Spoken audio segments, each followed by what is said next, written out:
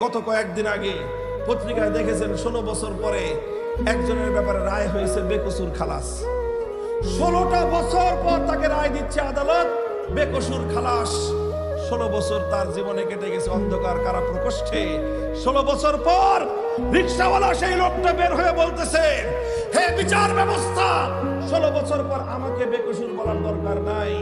16টা বছর আগে আমার যুবতী স্ত্রীকে আমি রেখে গিয়েছিলাম, 16 বছরে তার যৌবন শেষ হয়ে এখন সে বার্ধক্যে উপনীত। আমার সেই স্ত্রীর 16 বছরের স্বামীর সোহাগ ফিরিয়ে দাও।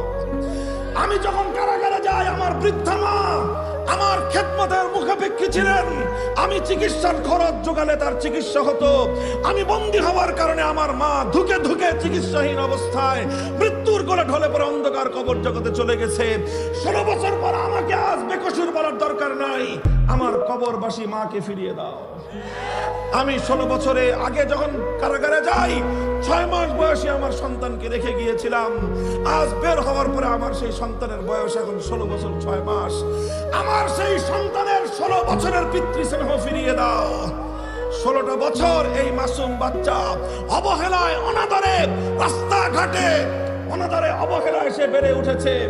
আমাকে বেকসুর বলার দরকার নাই, আমার ওই সন্তানের 16 বছরের পিতৃস্নেহ ফিরিয়ে দাও।